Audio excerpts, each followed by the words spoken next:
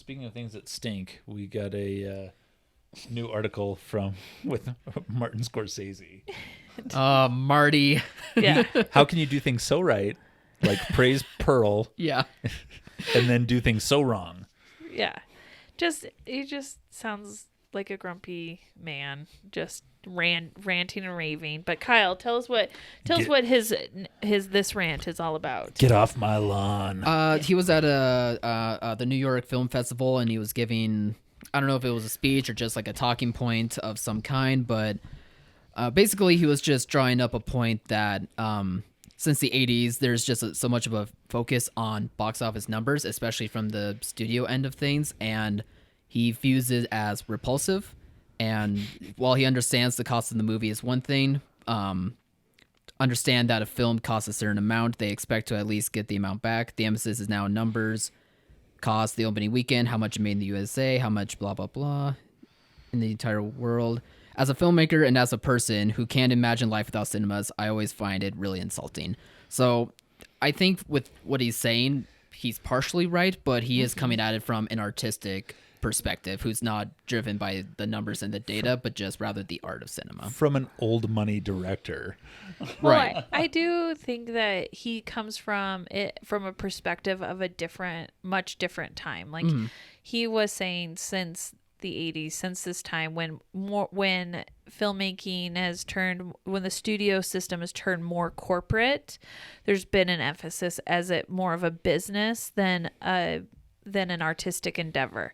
And I can see that. I think this has always been a business, and that, It just has become more apparent, it's perhaps. very more transparent that it's Yeah. a business. Once we got rid of the casting couches, the industry really fell apart. Yeah.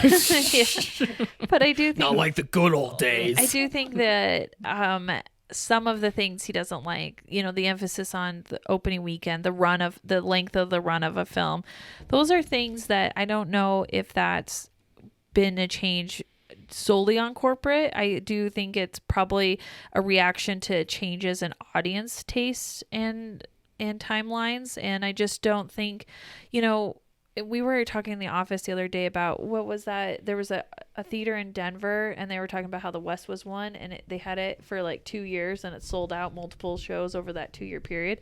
You just don't do that anymore. Sure. You just don't have a film that gets featured for I would even say 6 months at a time. Like the audience interest in the films waned so quickly that I don't, part of it, what he's upset, I think, against is that slow burn, that discovery of a film, that cultural part where people then talk about it and then they go back and they live it again, like that living in a film. And audiences just don't do that anymore. Yeah. And we're lucky if we get them to go back and see them. I think the closest we've ever had to that in the last few years was Top Gun this year, was that going back, that talking about it, that living in it and just being happy in that moment.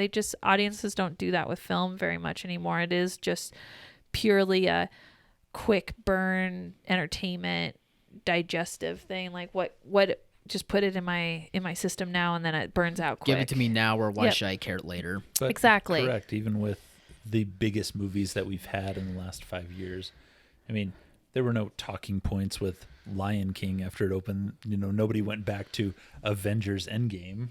I mean, there are subsets of those franchise that have fans that do go back and relive stuff, but they're also consuming comics and they're creating their own little worlds, and there's a fandom there that is just not part of the general audience that I wouldn't even say ever translated in before. The fandom is its own thing, but the general audience living in a film, going and seeing it over months and months and months, we don't have that anymore. And so he's complaining about it in the context of like the corporate emphasis on the business side, but I think it's also a sad reality of where audiences are and how audiences consume cinema now. Yeah, it's just, I think what it boils down to is audience behavior, and then businesses being businesses and seeing where the money is going and how the money is making. They do have to pivot and think about that. I mean, I don't dislike, or I do dislike too, that it is that driven and it is the way that it is now. I'd rather people or audience behavior does change back to where it once was. But, I have my frustrations with Scorsese about it too, but at the same time, like, you can't also ignore that this is still a business and profits do have to be made to some degree. Yeah, I do wish that the trades and the media reporting wouldn't emphasize it so much. It's just that the media doesn't have anything else to report on with these films. They don't really understand how they're doing. So all they have access to and all they have insight into are, the box office numbers. But it would be nice if, if that narrative didn't pervade the whole industry. It's kind of similar to when they talk about, like, say, Regal and Cineworld filing for bankruptcy. I've had a lot of people not in our industry comment about how, are you guys doing okay? Are cinemas doing okay? Are you hurting in your business? And I'm like, no, we're fine. Thank it's God coming back. Regal is not the that's defines all, our industry. But that's all they get in the media, because it's they like, get that headline. Yeah, they get that headline. It's like, as the big three go, so does the whole industry, which is not correct and is not the case. And so I do think media plays a little bit into that obsession. Obviously, corporate business plays into that, and then audience tastes. And you can't control any of those aspects, but it doesn't hurt him to talk about that change, because he has that historical perspective much more so than anybody, I think. Oh, for sure. As says the guy that had a film with Paramount and told them to screw off because Netflix was going to give him $50 million more to use the de-aging technology. Yeah, and then so he could have who he wanted. Then he did the same thing to Netflix to shoot a movie over at Paramount. Yeah. Says the guy who hasn't made a movie for less than $100 million in 30 years. That's what that was in one a good of my, chunk of time. Yeah, that was one of my comments. I'm like, maybe he just needs to learn to make cheaper movies, and maybe movies that audiences will mass consume on a certain level, so that because it is, initially when I saw the headline, I felt like it was coming. It was an attack on him coming from your movies don't make back the costs. Like, this is basic business principles. Yeah, I mean, Apple's new movie with him is $200 million to make or something like that. And it's, whether it's a theatrical release or not, like, how would you break even on that? It's set in Oklahoma, which has to be like the cheapest. 1800s. No, it's right? like with I think the FBI is involved still. So I think it's like the 40s or the 50s. Oh, it must. Okay, you're but probably right. It's still like, it's shot in Oklahoma. Like, you can buy a county in Oklahoma for less than $200 million. Yeah, you can probably buy a couple of them. So Marty, maybe just bump down those costs just a little bit. Like, we get what you're saying, but you also have to meet in the middle at a certain degree. If Pearl scared the poop out of him, there's no, on its tiny budget, then he has for $2 million. Yeah, he has to appreciate the fact that filmmaking can be done on any budget and still have that artistic value, and that can still have that impact. That audience could impact. Still make its money back. Couldn't even afford color with Raging Bull, but yeah. But now he's so high class that. Mm-hmm. No, it's so interesting too, just because I also see how audiences respond to box office numbers. And it's not every type of audience, but there are certain types of groups that really take box office openings and box office totals very seriously. Mm-hmm. I think partially because they want their certain type of franchise to be able to succeed or other ones to fail. So that's possible that his comments could also be tying into that aspect. I think it's more industry related, but I think there is that other aspect of it too, where at least for me personally, it drives me nuts because it's weird. Our industry and professional sports are the only two that have these eye-popping numbers that people kind of communicate to each other. Yeah. I mean, you can sell one tech company to another tech company, and it doesn't affect Joe in Minneapolis. Sure. It doesn't affect his life. Yeah. But if they sign a quarterback for a $250 million contract, then he gets excited. Or if Spider-Man opens to $250 million, he can relate to all of those things. Yeah. In like, I know this sport, I know this movie franchise, and those are things that people outside of our industry communicate to each other.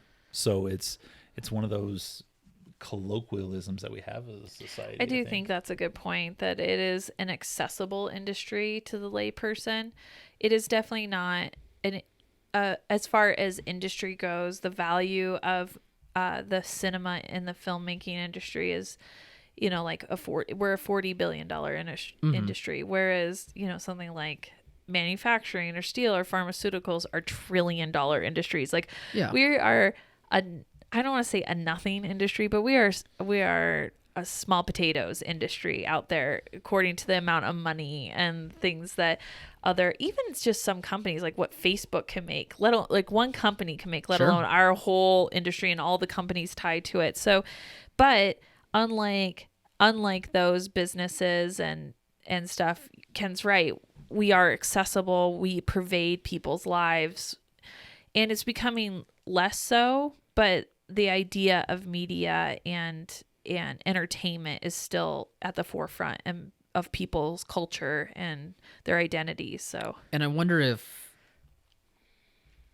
when it comes to the cultural and identity aspect of it, if people follow movies or go out to see certain movies based on like box office numbers. Absolutely. I think they would have to equate like, oh, this must be good because it made this much money. I think that there's a bit of that. How many Mondays of the year out of 52 do you get an email that says #1 movie at the box office this weekend? Here are some new graphics. Yeah. It's and even I'm scratching my head going, It made okay. $7.5 million. Yeah, like you're only #1 because there were no other options. Yeah, but they're still but that's easy to digest.